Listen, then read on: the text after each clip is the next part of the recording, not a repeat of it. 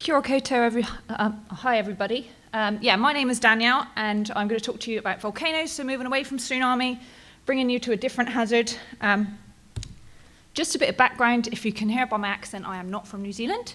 I am from the UK, so my background is that I'm from the western regions of the UK, a place called Bristol. I worked on flood risk mapping for local government for about 5 years, and then made a big change to the big city of London, where I worked on my PhD on a volcanic region in Naples, because there are no volcanoes in the UK, so we have to kind of be a bit more creative about that. Working on creating better hazard maps for volcanoes in southern Italy. So that was fantastic. I got to spend some time in Italy. About a year ago, almost a year ago to the day, I had a Skype interview with the team down in Auckland University, and I was super lucky to get a postdoc in university working on volcanic hazard maps for New Zealand. And this is kind of a new project that we're working on, which I'm just going to give you a brief outline of what we're doing today.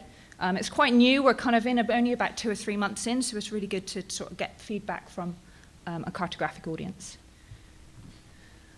So volcanoes are, one, they're awesome to map, right? So from my perspective, a lot of the volcanoes, so this is Cotopaxi volcano in Ecuador, they're pointy volcanoes, right? So they're stratovolcanoes, which we've got in the Cascades. So topography-wise, they look beautiful. They're often covered by ice or snow, so they give us some beautiful colors. When it comes to moving away from the sort of the base map side, when it comes to actually applied maps or practical emergency management maps, hazard maps are the kind of way we start to kind of visualize hazard and risk from these volcanoes. And even though they're awesome and they're beautiful, they pose huge challenges, and what we've just seen by tsunami hazards, you can apply some of the same principles there. There are some interesting ones. I've just picked out 4 key points here that make volcanic maps really challenging to do. One, the volcanoes are all different, right? So you can't apply what we know from Mount Rainier to another volcano in Japan.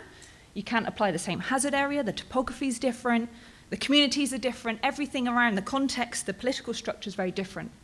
So that makes it, one, quite challenging. 2, they're multi-hazard. So in tsunami, generally we just get an inundation, we get a flood, but volcanoes throw lots of different hazards in, and there's I think about 15 or 16 different hazards from a volcano, so you can imagine putting all that information on the map spatially is really difficult. And in that context, things like ash are really difficult, because when we get ashfall, tephra the spatial distribution of that could be quite wide-ranging. It could cover, continents or countries. Whereas in this map here, we get kind of hazards called ballistics, which are volcanic bombs, which are really localized. So you get the spatial variation of these multiple hazards, all are interacting at once, potentially. And they also could occur, some of them could occur without a volcano erupting. So that's an interesting point. Volcanoes are uncertain, both temporally and spatially. So, when they will erupt is a big question. But when it comes to maps, where it will, or what size an eruption will be, is often the main question we get asked when we map these map volcanic hazard. And to be honest, a lot of the time scientists just don't know. We just make our best estimates on that. So huge uncertainty to do with lines drawn on maps for volcanoes. Most importantly, they are deadly and destructive, right? So there's a huge reason to produce these volcanic hazard maps. And the need is there really to communicate hazard effectively so people can make informed decisions. Moving down to New Zealand, New Zealand probably covers some of these huge challenges that we've got to deal with. The first one being that New Zealand's volcanoes are very diverse, okay? So there's lots of this. So the different symbols on there, it doesn't matter too much if you can't read what they say, but the types of volcanoes in New Zealand, there's a big range of them. So we got calderas, which are similar to Yellowstone. We've got stratovolcanoes, the pointy ones, so a bit like Mount Rainier. We've got a couple of those in the middle of the North Island. And we've also got volcanic fields, which are another kind of entity in itself, a bit similar to calderas. So we've got a big range of volcanism in a kind of small country. That's I think about 800 kilometres north to south on the North Island. So Wellington is just on the south of that North Island, the point bit there. So we've got a huge range of volcanoes. They are active, unlike some here, the eruptions are occurring. That, I think, most recent eruption, I think, was in 2014 or 2012. I'll go through one example in a minute. But we get volcanism quite frequent. So the need to map is quite high. So when I kind of describe what volcanic hazard maps are, I kind of had to, speak to different stakeholders about what they might mean and what they actually entail. Volcanic hazard maps usually cover the most likely areas of hazard phenomena. That's a really big generalization, but it's what kind of the most easy definition. They could also include risk. So things like putting exposed communities, infrastructure, tourism, and extra exposure and vulnerability on there as well. Volcanic hazard maps also change dependent on the type of the behavior of the volcano. So before a volcano erupts, this quiet period, we produce background hazard maps. So this is the kind of terminology we use, not base maps, background hazard maps. So these are long-term spatial descriptions of volcanic activity. They can be probabilistic. They're generally used to inform land use and evacuation planning. So this is a kind of, I'll show you an example in a minute. This is kind of what we use for that purpose. However, more recently, during activity, so actually during an eruption or just before an eruption, crisis maps are actually the key way to communicate. So we might actually take the background map and use that, but crisis maps are kind of this new entity that we're kind of dealing with in the volcanic hazard communication field. I just threw this in. So this is the hazard map for Mount Rainier, produced by the USGS. So this is a simplified hazard map taken from a detailed hazard assessment. But you can start to see some of the things that they've put on there in terms of hazard. They've got multiple hazards, I think, near volcanic hazards, so things like ballistics in the kind of central area of the vent, but also lahar hazards, which are the big channels, and I think we're pretty much just outside the lahar zone at the top there. But noticeably, volcanic ash isn't on this map, one, because if we start putting those extra elements on there, it becomes a little bit more complicated. Moving to New Zealand, currently we have a kind of wide suite of maps. These are, apart from the one on the right, which I'll show you in a minute, these are kind of all done previous to many years ago now.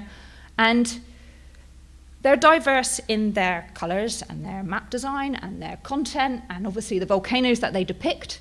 But they're all very diverse in terms of who makes them. So unlike here in the US, where generally the USGS takes the lead on this, New Zealand has a science agency called GNS Science, which takes generally the lead on the science data, but when it comes to the map production, actually there's a whole range of people that are actually involved in this. And there's some really interesting sort of communication challenges to bring all this work together to kind of produce a consistent framework for New Zealand.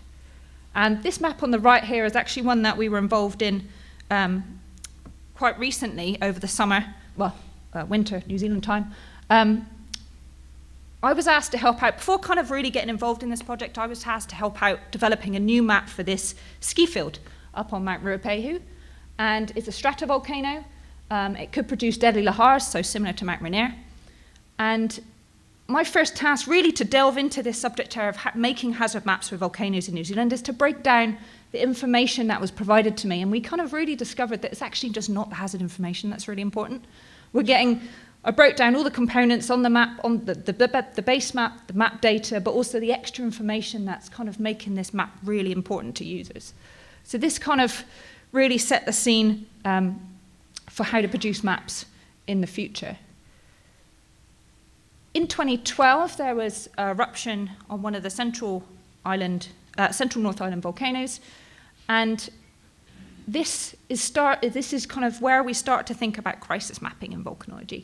And there's a really interesting paper here written by one of our co-authors, one of our co-project leads, about how we came up to the process of making this map. And we also discovered that this map was really difficult to do in a high-pressure situation. And it took 5 weeks to construct. And I think the volcano actually erupted, a small eruption in that time. At least 147 emails were sent by different people. They used Google Drive to kind of share a lot of this information. So there were huge problems in communication, getting all this map data together, who was doing what. It worked well in this case because the map was drawn, but this was a kind of really interesting example that this was a small eruption in the scale of what could happen in New Zealand. And the amount of effort and time really kind of shows that maybe we need to be a little bit more prepared and a little bit thought through about what we want to do. So what's the plan? Why am I here? So this project kind of came about from that example, really, by Jan, Lindsay, and Leonard, developing a volcanic hazard mapping framework. Okay, so from our perspective, and from this world, it's kind of like a cartographic workflow. not just cartographic, but the whole kind of involvement of where the map sits and the context in which it sits in. So how we develop the map itself, we want to create test maps for volcanoes, and we want to evaluate those maps, which is a really key, from my point of view, that's a really interesting point. We want to co-develop this at each stage. We just don't want to get to the part of evaluation where we think, okay, well, we better involve the users at this point and test some maps. We want to involve them, different stakeholders, there will be different ones for different parts, in co-developing the framework, but also the maps. And it's kind of my job to facilitate the map development. I don't make them because in a crisis, I might not be the one doing it. So we could also run some scenarios for developing these maps. So just to clarify what I mean by that is the framework kind of means guidelines and cartographic workflows to help the production of volcanic hazard maps. And this is based on New Zealand, but also globally. So we've got really interesting examples from across the world, including the US. One interesting point is that it's not really covered in volcanic hazard maps at the moment, is incorporating different standards on cartographic good practice. Things like accessibility. It's a bit ad hoc at the moment, depends on actually who's making the map, whether they're aware of these things. So it'd be interesting, it'd be really good to actually get those rooted in and kind of, a bit more sentient in the kind of map making process. So what did I do? So I was kind of tasked with, okay, well, we've got this kind of plan, what to do and when. Here's my kind of scribbly down versions. It doesn't matter if you can't actually see what it says on there. I kind of thought to tackle the problem by looking at what I would do as a hazard cartographer about making a hazard map. So I kind of got out my post-its and decided to put all the elements together of how maps were produced. I went through a workflow. I got a bit busy in April. I don't know what happened there, but there's lots of boxes. Generally, it kind of got a bit more straightforward, and these were kind of involving a lot more different stakeholders as well, and it's just a really interesting tool to start speaking to people about this process. And this is the kind of framework that we're working at the moment. So you can imagine at the bottom basically is the map at the end, okay? So the product, whether it gets updated or not, it's actually in there, but the product and a revision of that product. And I just wanted to visualize it and use it as a discussion tool. It might not be like this at the end, and that's something that I want to get feedback on. But it just encapsulates all of the, and you can draw out and sort of almost have workflows within workflows, but I purposely didn't want to get it too complicated at this point. So one of the reasons why I wanted to present on that here is because we're kind of in our little bubble in our science community in New Zealand. We've got a great emergency management community who work on a lot of GIS. But when it comes to cartography and workflows, I kind of wanted to get feedback, or at least anyone's experiences on workflows, or visualizing this to different stakeholders is really important, because this is kind of where this is ultimately a tool used by them and for other scientists as well. So I've put a link to the workflow and a link to this, a more detailed link to this, more clear link. But yeah, if there's any kind of any experiences that you want to share with me, I'll be happy to take any emails, or on Twitter as well. I'm quite active on Twitter, so I'm happy to take any advice or suggestion. But that's me.